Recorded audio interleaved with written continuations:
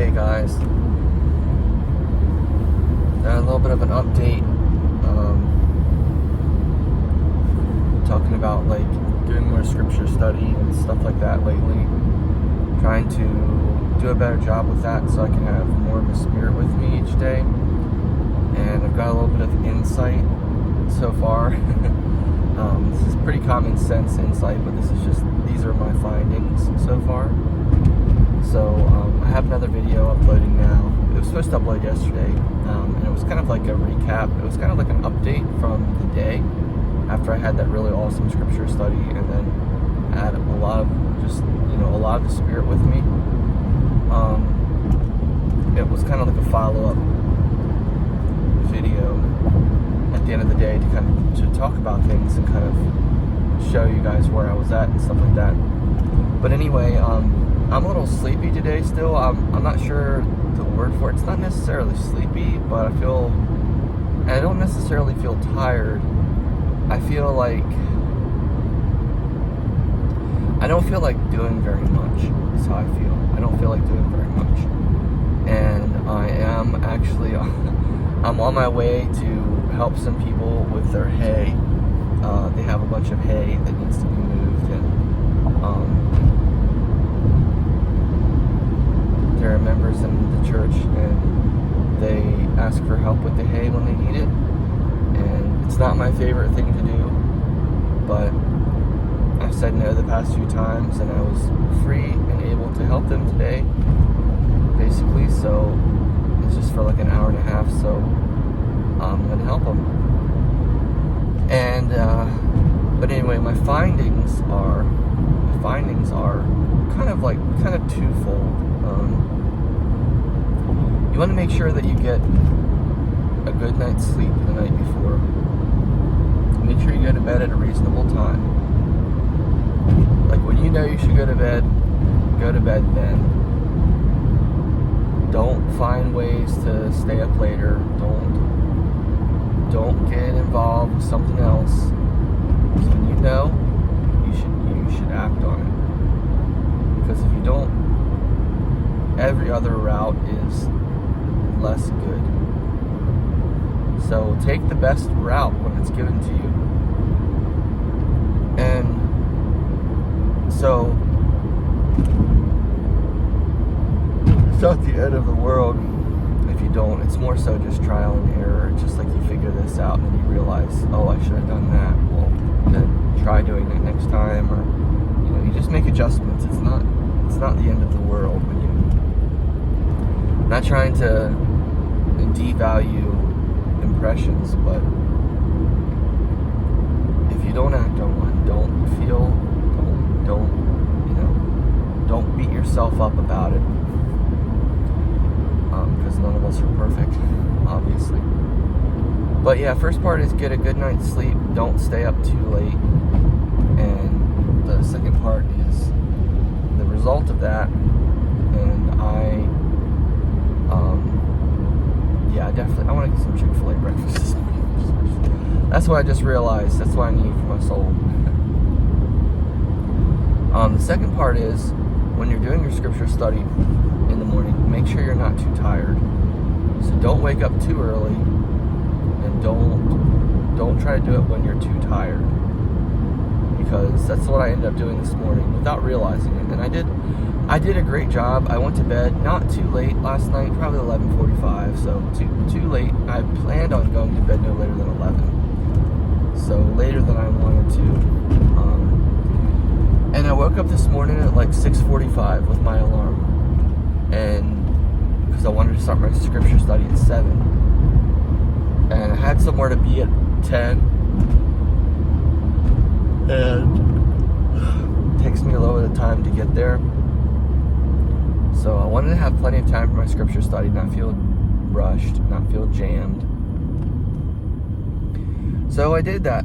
I woke up at 6:45, started at 7, and I was just drowsy, just sleepy, and sitting there and just, a lot of feelings, dealing with natural man feelings.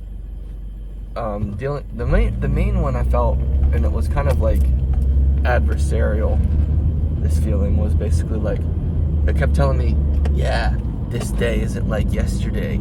Yeah, it's not the same. It's not going to be the same no matter how hard you try. And it's like none of those voices got to me that far, but it was a lingering thought that was kind of like trying to bug me or trying to like annoy me, or it was a thought that kept popping in my head like, wow, yeah, it's not like yesterday.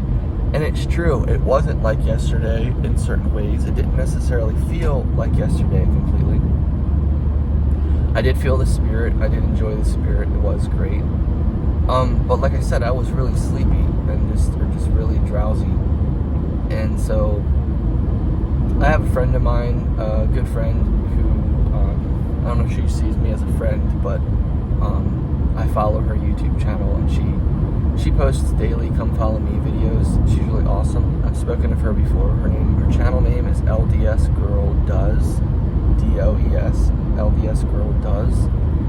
And she does really good videos, Come Follow Me videos. And she does them really early in the morning, and I know everybody's different, and she has a busy life.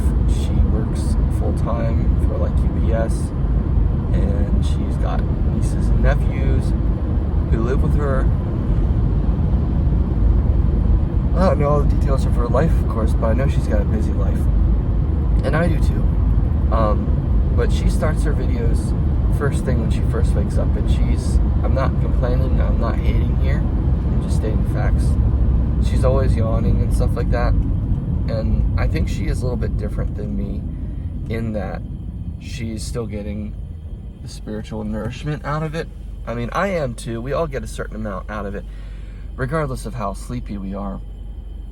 But I can't help but think how much more we would get out of it if we weren't sleepy, basically. And if we were more awake. So I read Doctrine and Covenants this morning, and it was wonderful. And it was really nice sitting there. I felt very grounded reading. It wasn't like a rush read. It wasn't like before. It was like, no, I've decided to dedicate this time, and I'm not gonna give it up for anything else. This is for Come Follow Me. This is for scripture, you know. And so I was just reading, and I felt the Spirit, and I felt a lot of I felt stabilization, but like I said, I was tired.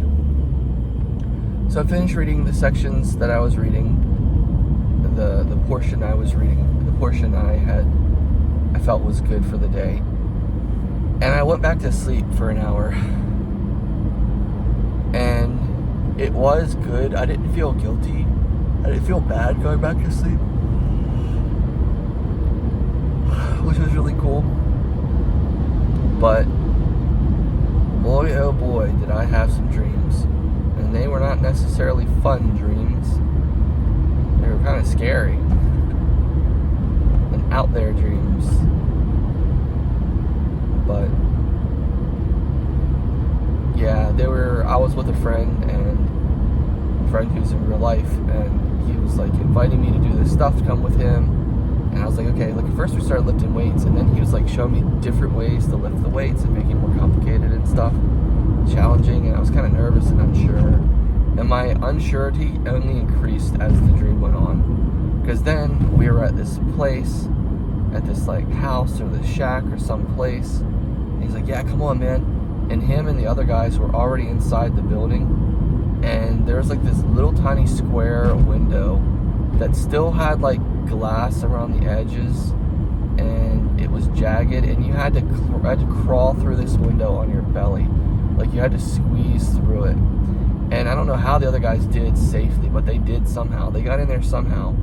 I think they're skinnier than me, but I was struggling, and I was really unsure about going in. I was like, what is this world? What is this place? You know, what are we doing here? What is this? Like, you guys are, I'm trusting you because you're so excited and you're telling me about how awesome this is. And meanwhile, it is horrible. It's very sus. And I got through anyway, and somehow I broke a piece off the window that came off much easier It was left on by them as if it couldn't be broken off. And I broke it off very easily somehow. And that negated the glass, and I was able to get inside. I crawled through, squeezed through this little window, and got inside. And it was just such a strange feeling. It was like we were at this place. We were at a place where there's people frequented. It was partially like a business. There were all these boxes of stuff, and I didn't understand what the thrill was or what the joy really was of us being there, of us doing whatever we were doing, being there. And I didn't know, and I thought, well, maybe there's a whole bunch of treasures here. Maybe they're talking about the stuff you can find, random things that people, which is so bad because of stealing, but random things that people aren't going to miss, that are just sitting around. And I was trying to figure this out the whole time we were there. And once we got in, it was like a house, and there was rooms, bedrooms, and everything, and nobody was there. It sounds worse and worse as I explain it. And I was like, dude, where are we? And he was like, oh, dude, he's like, we're in this like single chick's house or something. I don't know. He was saying something about, well, she had kids, but he was saying we were in her house. And I was like, and then he like kind of said like, yeah, but you know, da da da da da, and this, that, and the other. And I was like, all right. Like, I was just confused. And I was like, dude, I need to follow these guys because I don't know what they're getting into, but I kind of need to like keep an eye out for them. But I also felt just anchored, like I had to follow them. I gotta end this video because I'm at Chick-fil-A. But it was really odd. It was an odd dream for sure. And we ended up getting out of there. I'll continue this, hold on. All right, so I got my breakfast. I just want to finish up this little talk about my dream. So like I said, it was pretty crazy. And so we're moving through this house, and now we're escaping out of it. And I'm thinking like, dude, we got to get out of here, guys. We got to get out of here. Like, we shouldn't be here. We got to get out of here. And they're like, oh yeah, okay, yeah. And they're already on the outside. And I was like, dude, like, and I didn't have, like, my clothes had gotten ripped off somehow. I was like, dude, what about my sweatshirt? And he's like, just go back in there and get it or something. I don't know. And I was like, oh, okay. Like, there's a part of me that was really clueless and depending on them and asking them questions and having to ask in order to know what to do and how to do things. And by the time I got out of there, I had lost, like, most of my clothes or all my clothes. It was like total joke. And something happened, and I was back at my dad's house, and he had this big porch, and I was looking at this long list of things I had done over the past 10 years or something like that. And I had caught these animals, and I put them in, I had all these little things, and I had these little plastic terrariums, and I had things in them, and in one it was labeled this, and the other one was labeled that. And they had animals in them, and they had been in there for years. And I opened the lid, and I was like, what the heck these animals are still alive? Like, what the heck are they doing? I've let them in here for so long. And there's a turtle and all this other stuff, and crickets and stuff. And they were all crawling out and escaping. And I was like, good, guys, go on, get out of here, get out of here. And it was just crazy. And there was also a boat scene where we were in the river, me and those guys. And they jumped into the river, and it was fun. And the music changed. It was a hairline. It could have gone either way. It was a, yay, this is totally awesome. This is totally innocent. And then it could also have been like, yay, this is totally awesome. This is totally innocent. However, there are freaking sharks in the water. And someone's about to get eaten. And so it was just crazy. It was crazy. And so that didn't really pan out. But anyway, there's my crazy dream. And I woke up, and I didn't feel so bad when I woke up. Didn't have a headache, didn't feel terrible. Felt kind of rested, but just drowsy still, you know? So, yeah, that's my update for you guys.